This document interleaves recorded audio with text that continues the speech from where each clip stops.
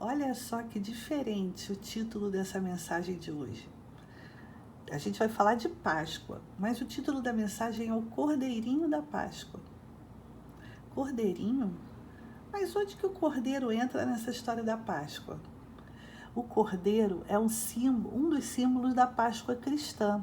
E eu vou mostrar para vocês, contando primeiro uma história da minha cabeça, onde que entra o cordeiro na história da Páscoa. O cordeirinho da Páscoa.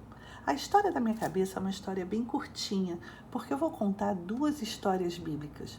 Uma que está no Antigo Testamento, que é uma história muito antiga, e uma que está no Novo Testamento, e que fala de Jesus. E isso tudo, tanto a história curtinha na minha cabeça, como as duas histórias que estão na Bíblia, é para explicar para vocês aonde que entra o cordeirinho na história da Páscoa. E esse cordeirinho aí, ele é branquinho, mas podia ser um cordeiro de outra cor, marrom, escuro. Mas acontece que ele tinha que ser um cordeiro sem defeito. Por exemplo, algum machucado na orelha, ou algum pé quebrado, enfim. O cordeiro da Páscoa era um cordeiro sem defeito, sem nada de errado com ele. Não está se falando da cor, está se falando de defeito. Às vezes uma perninha mais manca do que a outra, não podia. Era um cordeiro sem defeito. Bom, vamos parar com essa história e vamos para a minha história inventada da minha cabeça. E a história inventada da minha cabeça não tem cordeiro ainda. Porque a história se passa numa brincadeira de esconde-esconde. O Will estava escondendo o rosto para as outras crianças se esconderem. Só que a Juju passou por uma experiência muito ruim. Ela estava na brincadeira de esconde-esconde e ela resolveu que ela ia usar as caixas que estavam lá atrás no quintal para se esconder. E aí ela fez o seguinte, ela se enfiou dentro de uma caixa. E a caixa cabia a ela direitinho, só que a caixa virou ao contrário. E a experiência que ela passou, olha, eu não queria passar. Ela ficou presa na caixa. Tinha outras caixas em volta e ela acabou ficando presa. E olha, gente, ela lá dentro daquela caixa estava assim muito ruim, porque era tudo escuro. E ela passou muito medo lá. Tudo escuro dentro da caixa. Não tinha nenhuma claridade, nenhum sol. Quem ia ajudar a Juju? Tudo que ela queria era sair daquela caixa. Era sair daquele lugar escuro o mais rápido possível. Como ela ia ficar feliz quando ela saísse dessa escuridão? Ai, tudo é melhor quando a gente está livre, né? Mas tudo bem, a minha história termina porque no final deu tudo certo e o Will percebeu que ela estava dentro da caixa e tirou ela de lá. E o dia da libertação é sempre uma alegria, né? A palavra liberdade é muito boa. Vocês perceberam como é que deve ter sido muito triste para a Juju ficar naquele lugar escuro sem saber se iam salvar ela de dentro da caixa? Deve ter sido um momento muito angustiante, muito ruim, não é isso? E agora a gente vai passar para uma história do Velho Testamento, do Antigo Testamento. A gente vai lembrar de uma história que fala de um momento de libertação. E essa história desse momento de libertação, ela se dá num país chamado Egito. E o Egito, ele é falado na Bíblia, lá no início da Bíblia, no livro de Êxodo. No Egito, tinha essas pirâmides, o rei do Egito era o faraó, e os hebreus, que era o povo de Deus, há algum tempo moravam lá no Egito. Eles moravam no Egito e eles trabalhavam lá para os egípcios e tal. Os hebreus e os egípcios conviviam, mas teve um momento que os egípcios começaram a abusar dos trabalhos que davam para os hebreus. E começaram a dar muito trabalho, porque os egípcios tinham mania de fazer grandes construções gigantescas. E eles gostavam de fazer aquelas construções que tinham rosto das pessoas, enormes. Olha o tamanho dessa daqui, olha o tamanho das pessoas.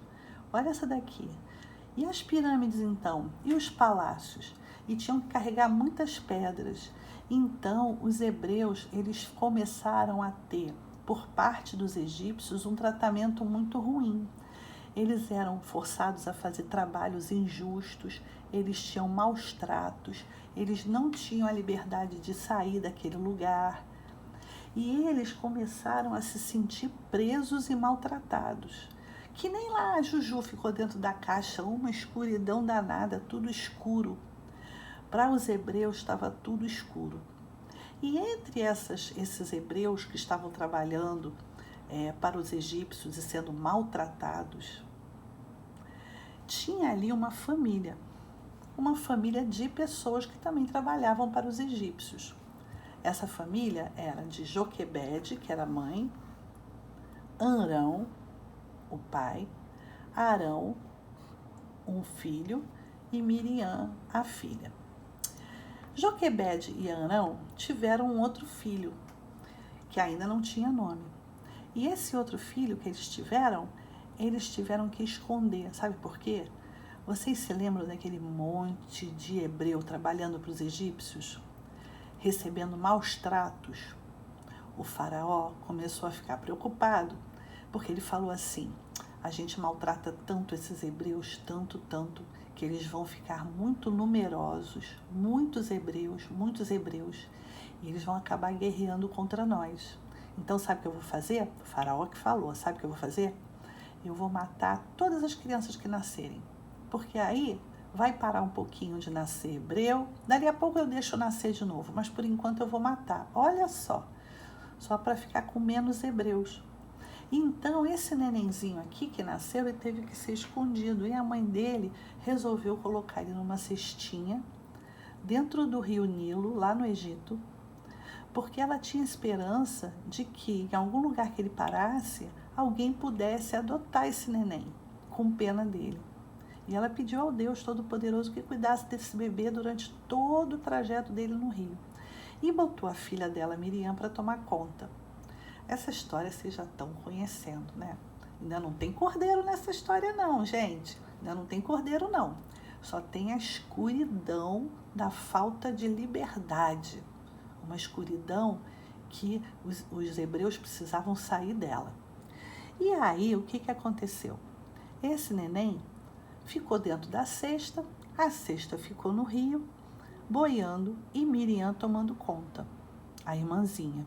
Até que a filha do faraó avistou uma cesta no rio Nilo, pediu para retirarem a cesta de lá e viu que dentro da cesta tinha um bebê.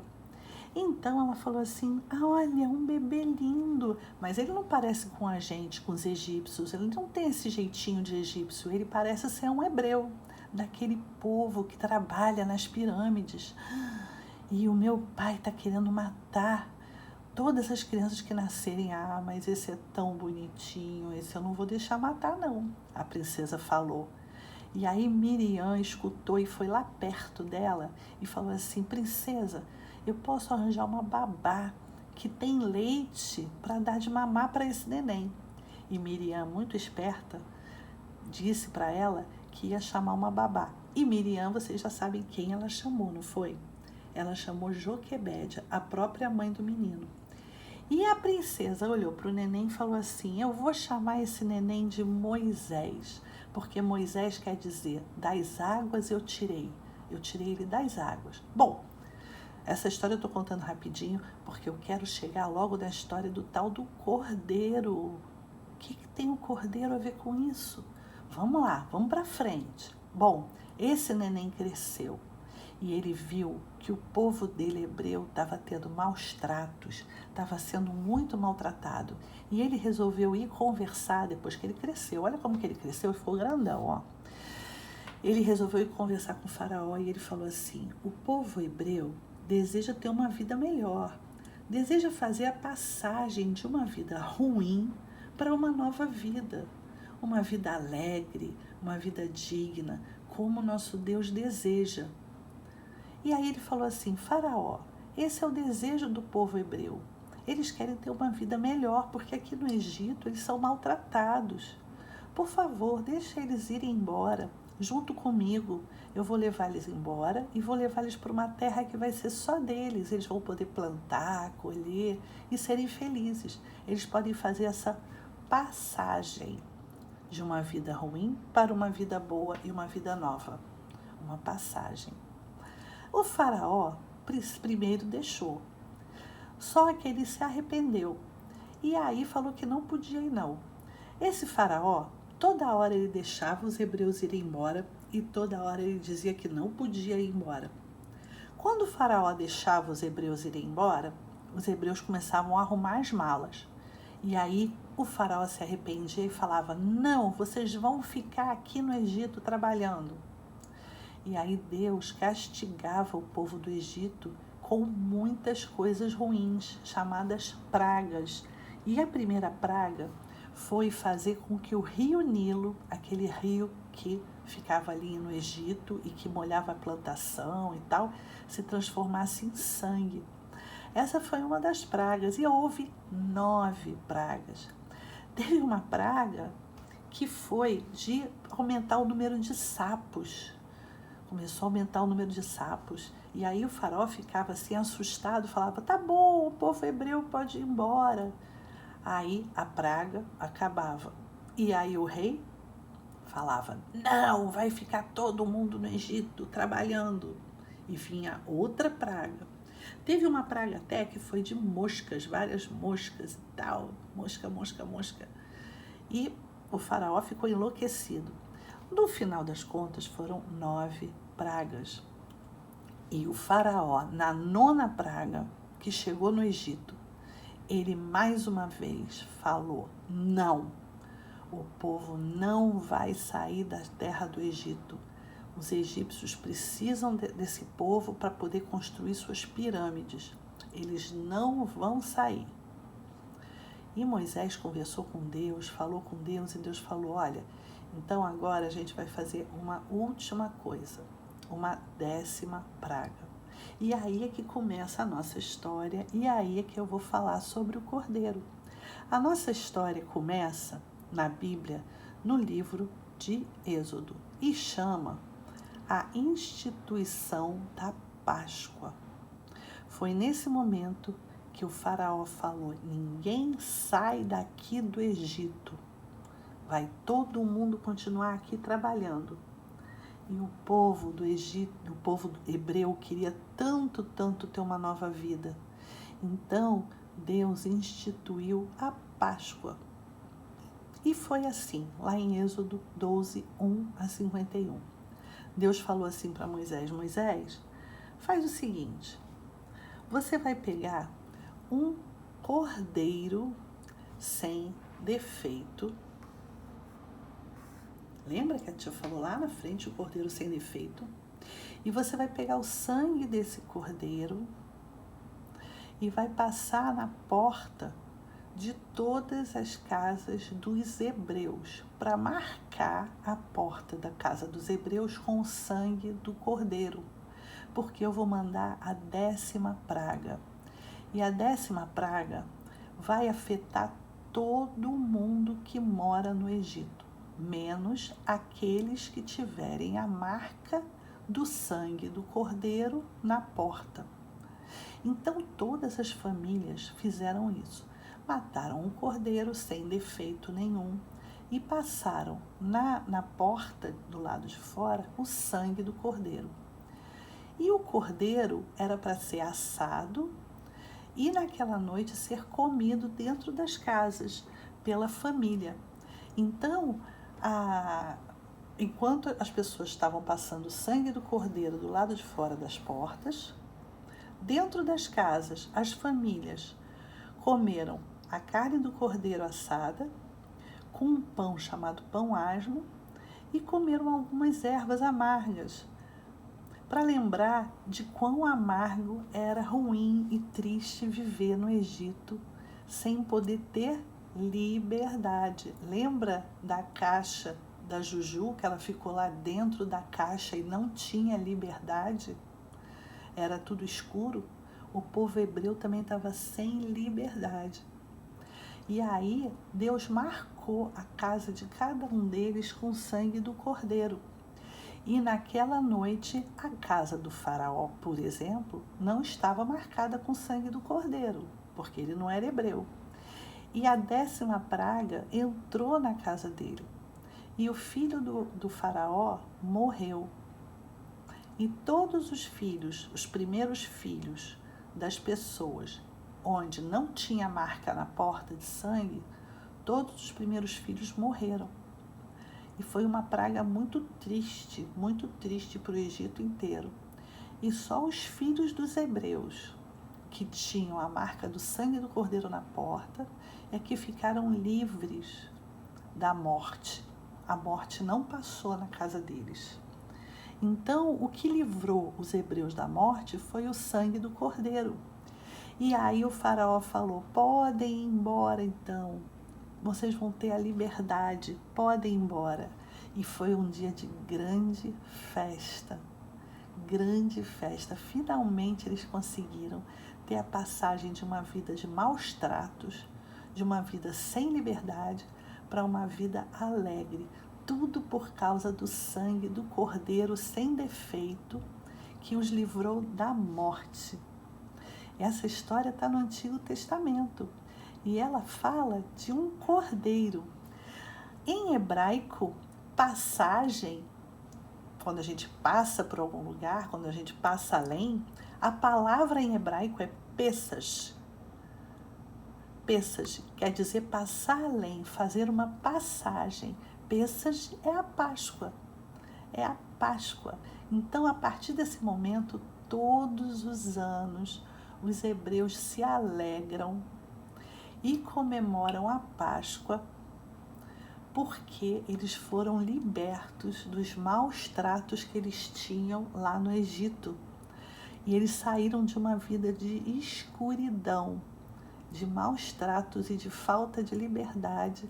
Por causa do sangue do cordeiro, passaram para uma vida de liberdade. E aí vocês vão perguntar assim: ô tia, mas olha só, a gente já se livrou então lá dos egípcios, mas a gente ainda precisa de sangue do cordeiro para que a gente se livre da morte?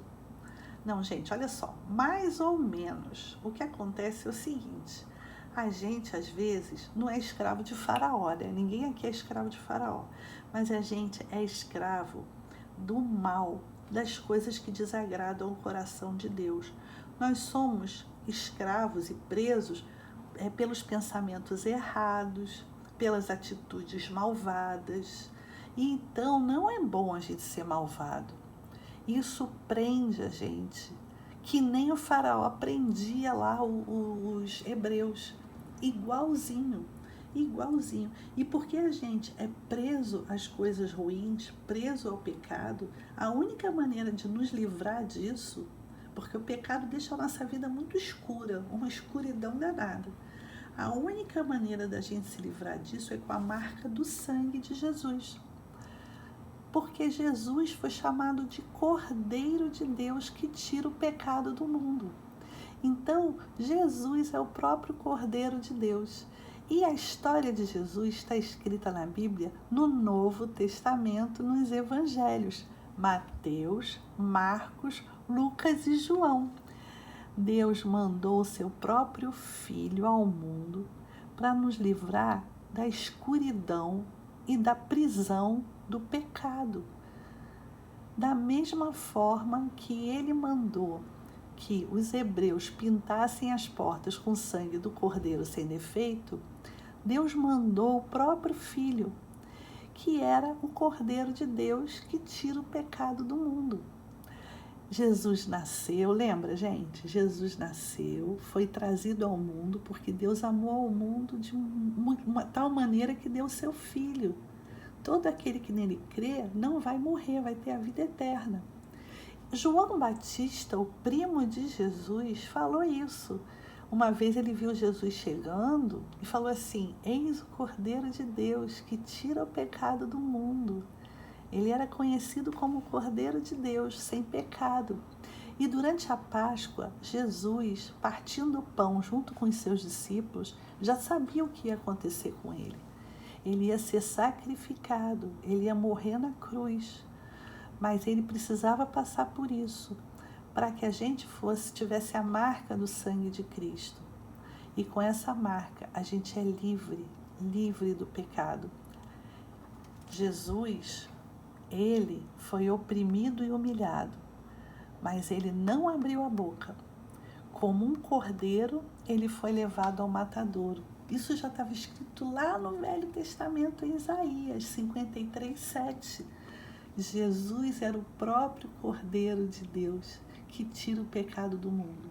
E por isso Jesus foi crucificado no período da Páscoa, lembrando aquele momento onde se sacrificou um cordeiro sem mancha para pintar a porta da casa dos hebreus, para a morte não passar por lá. E aí depois Jesus ressuscitou. E em Lucas 24 está escrito: por que procurar entre os mortos aquele que está vivo? Ele não está aqui, ele ressuscitou. Jesus venceu a morte. Então ele venceu a morte e nos prometeu que vai preparar um lugar lá no céu para cada um de nós. E como que a gente faz para a gente estar lá no céu? A gente precisa acreditar em Deus, o Cordeiro Pascal. É assim que Jesus é chamado, o Cordeiro Pascal. Né? Jesus é o Cordeiro de Deus que tira o pecado do mundo. Isso é muito legal. É aquela história do Pessach, lembra? A gente vai passar de uma vida de escuridão, de pecado, para uma vida alegre, cheia de luz, porque Jesus é a luz do mundo. E lembra daquele versículo que a gente já decorou aqui? Porque Deus amou o mundo tanto, de tal maneira, que deu seu único filho, seu filho primogênito, para que todo aquele que nele crê não morra, não pereça, mas tenha a vida eterna, João 3,16. E aí, gente, olha só, vocês estão vendo essa cena aí? É por isso que a gente sempre continua se lembrando do sacrifício de Cristo na cruz, durante a ceia do Senhor. A gente lembra da morte e ressurreição de Jesus, para que a nossa memória humana nunca mais se esqueça desse momento inesquecível. É por isso que a gente, durante o culto, come do pão e bebe do cálice, para a gente se lembrar tanto da última ceia de Jesus que ele participou, como da sua morte e seu sofrimento na cruz, para a gente não esquecer nunca. Vocês gostaram da história? Feliz Páscoa para vocês todos!